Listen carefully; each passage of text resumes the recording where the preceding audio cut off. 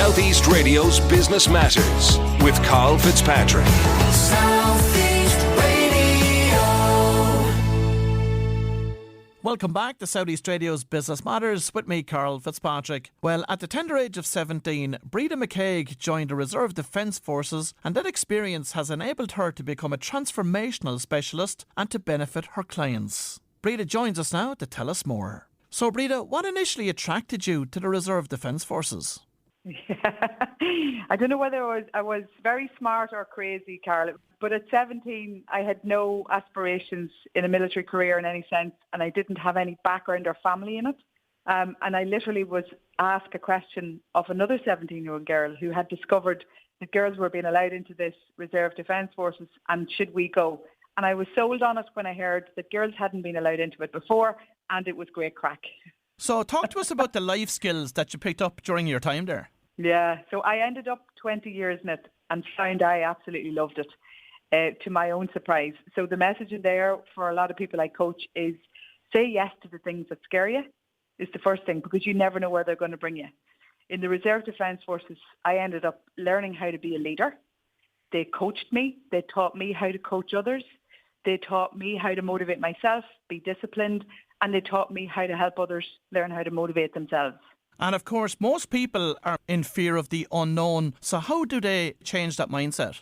Yeah, so it's a brilliant question, and it's one of the pieces that we need to raise awareness of in the world.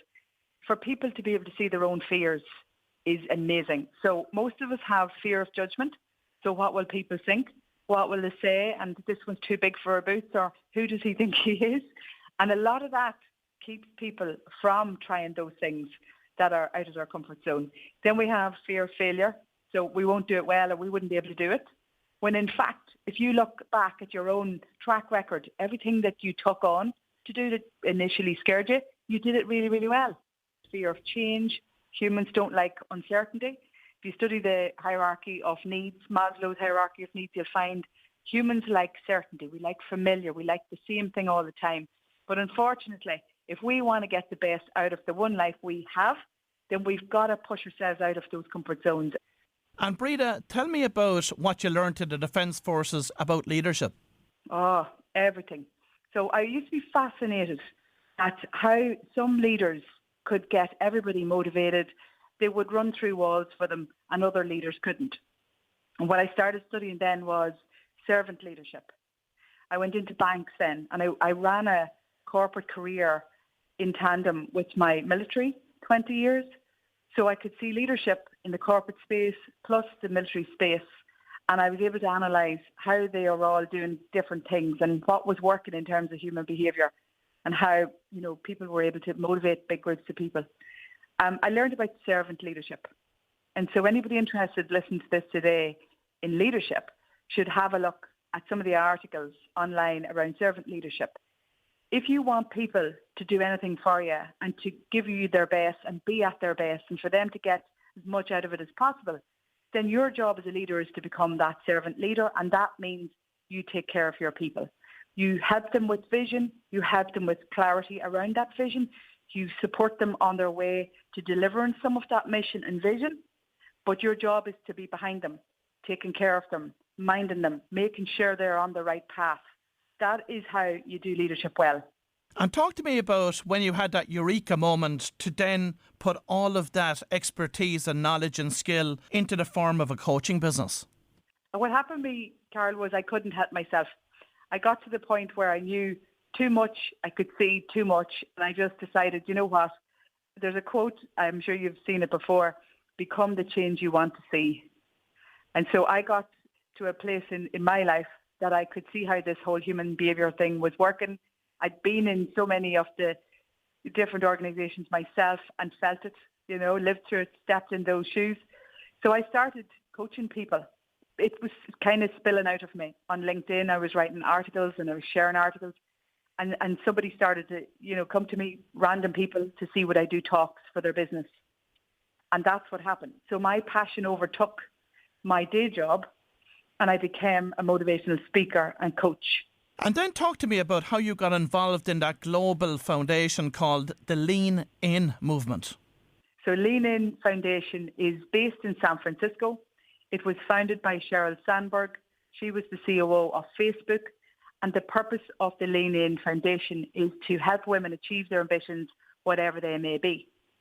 I got involved in that because there were very few women in the army. And I ended up being minority quite often.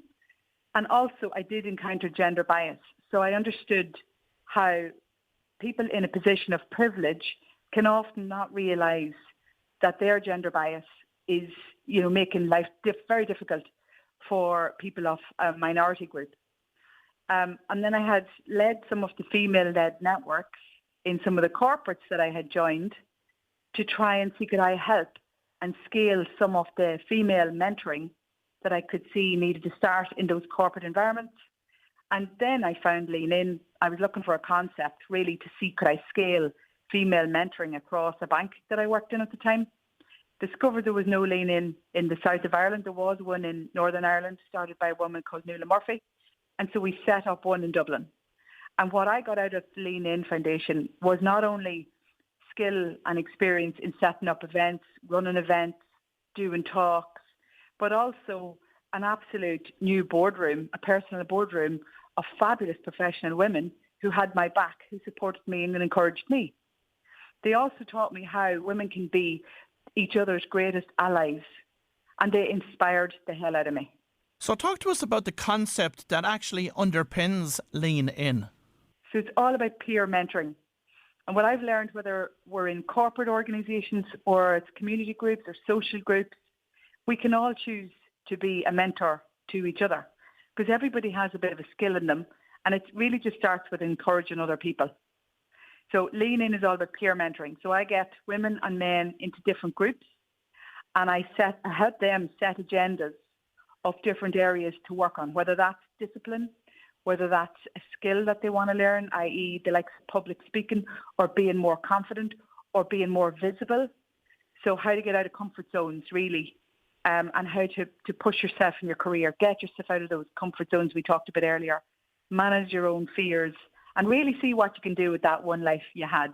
And of course, this week, Breda, we're celebrating International Women's Day on the programme. What does it mean to you? It means everything. One of the reasons that I got a chance at becoming my unit's first female officer back in the Reserve Defence Forces was because of the likes of International Women's Day. So there is pressure in the world that everybody in the world tries to see can they work towards helping gender equality. Because of that, the Reserve Defences back in the day when there were no female officers recognised they needed some. And I therefore got encouragement, coaching and mentoring. Now, if that pressure hadn't been coming from top down, those opportunities might never have come my way. I may not have learned what I've learned, and therefore lots of people would never have had coaching from me. They've never had to talk to me and so on. So it's important. A lot of people don't understand International Women's Day because they think the whole thing is a bit of a fuss. Unfortunately, I understand it from a whole different level, and I can see the positive difference it makes in the world. Women themselves need more encouragement. They need more coaching. They need more opportunities. They need to be, getting seats at the tables where decisions are being made so that corporates and different organisations get the best of diversity of thought. As a woman, what female has inspired you most over the years and why? Plenty of them in the Lean In sort of environment. And I think that's because the women that are attracted to that are progressive. Plus they are confident, plus they are successful, but they know how hard it has been for them compared to the male counterparts. So there's a woman in Belfast at the moment called Dorcas Crawford. She's at the moment president of our Lean In Dublin. She's definitely one of my inspirers. The other lady, Nuala Murphy in Belfast, who's running Diversity Mark, is one of them. And I've had brilliant women down through my corporate career as well who were really stepping out of comfort zones, breaking molds all over the place. And because they done that, I got inspired. So I see it as my sort of duty now in the world to pass that on. And Breda, if we look 5 years down the road from here, what changes would you like to have seen take place for women in business? I would love to see not just more women in senior roles in all our organisations, whether that's public or private, but also more women being promoted up through the pipelines in organisations. Because every organisation I go into, and I'm in a lot of them, what you find is there's usually a big intake of 50-50 gender balance at the lower ranks, the more junior ranks. Then with a lot of work, they can manage to get some of them into, let's say, like 30% or 40% or even 50% in some cases at senior levels, but their pipeline is always tricky. There's a few issues in there, like women in STEM. And we're back to, in schools and in homes in Ireland, are girls being encouraged to be scientists? Are they being encouraged to do IT roles? Are they being encouraged to do army roles? So there's a whole lot of old conditioning, I think, is going to have to work its way out through our generations before women are actually positioned for success. Well, if you've just tuned in, that was Breda McCague, Transformational Specialist, and I'd like to thank Breda for her contribution to this morning's show. Southeast Radio's Business Matters with Karl Fitzpatrick. Southeast.